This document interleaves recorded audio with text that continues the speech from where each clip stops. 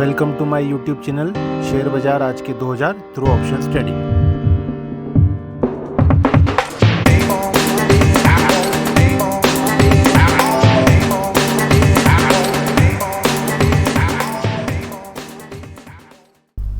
नमस्कार दोस्तों, मैं जयेश अग्रवाल अपने यूट्यूब चैनल शेयर बाजार आज के 2000 थ्रू ऑप्शंस ट्रेडिंग में आप सभी का बहुत बहुत स्वागत है। चलिए बाजार को देखते हैं। आज बाजार ने एक करेक्शन जो ड्यू लग रहा था वो दे दिया है।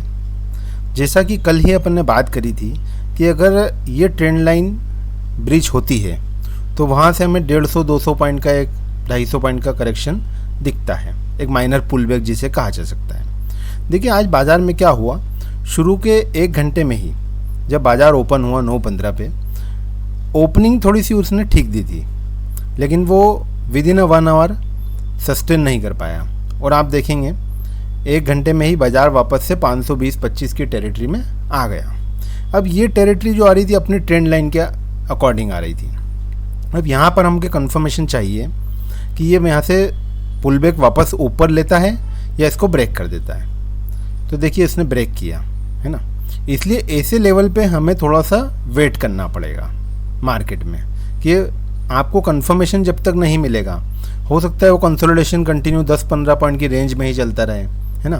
तो इसलिए हमको कंफर्मेशन के लिए क्या करना है, जो रोज़ हम देखते हैं OI डेटा की मदद लेंगे यहाँ पर। तो ये देखिए ये फुल डे का OI डेटा है, इसे अपन देखते हैं 10 बजे। जैसा कि अपन 10 बजे एक रोज़ OI डेटा आपको देखना ही देखना है। ये देखिए 10 बजे जब अपन OI डेटा देख रहे हैं तो यहाँ पे चेंजेस में क्या आ रहा है, 3.5 करोड़ के लगभग कॉल OI चेंज आ रहा है और 2.5 करोड़ के लगभग पुट में चेंजेस आ रहे हैं। मतलब थोड़ा हायर एंड पे, बहुत ज़्यादा नहीं कहा है, लेकिन माइनर सा कॉल साइड में OI चेंज ज़्यादा आ रहा है। मतलब थोड़ा सा प्रेशर एक डाउन साइड ही है। और जैसा कि हमने निफ्टी में देखा भी कि सुबह 1 घंटे में ही बाज़ार ऊपर के लेवल पे टिका नहीं है, तो इसकी कंफर्मेशन के लिए हम थोड़ा सा और वेट करेंगे, चूँकि वो ट्रेंड लाइन के लेवल पे था। तो चलिए हम 10:30 बजे देखते हैं।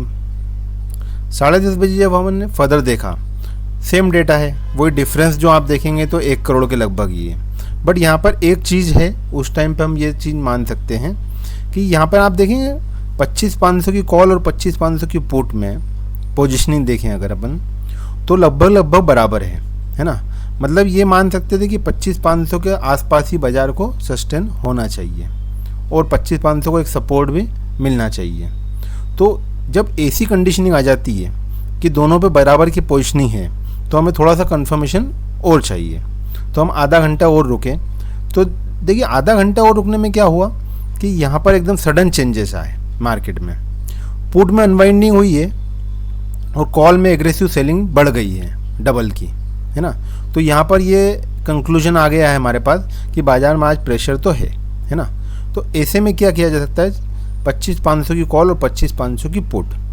अगर आपको कुछ समझ नहीं आ पा रहा है ना, थोड़ा सा प्रेशर मार्केट में नीचे की तरफ ही है, तो फिर आप कॉल और पुट दोनों की सेलिंग की जा सकती है ना।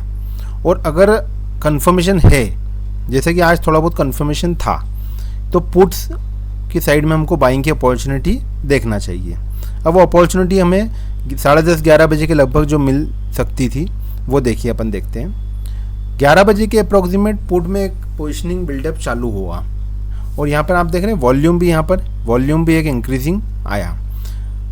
तो जैसे ही 11 बजे पुट में एक मोमेंटम चालू हुआ, 90-95 तक वो पुट गया, तो कैंडल क्लोज होने के बाद ही हम बाइंग करेंगे। और ये देखिए उसको फॉलो अप नहीं मिला, है ना।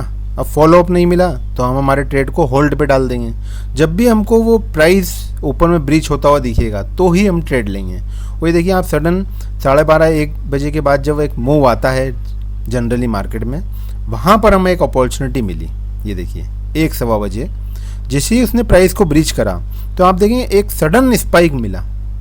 तो ऐसे में क्या होता है कि आप स्टॉप लॉस बाय ऑर्डर अगर डाल देते तो आप यहाँ पर एंट्री ले सकते थे और सडन आप एग्जिट भी ले लेते हैं। मतलब ये ट्रेड आपको 15 से 20 मिनट में पैसे दे देता।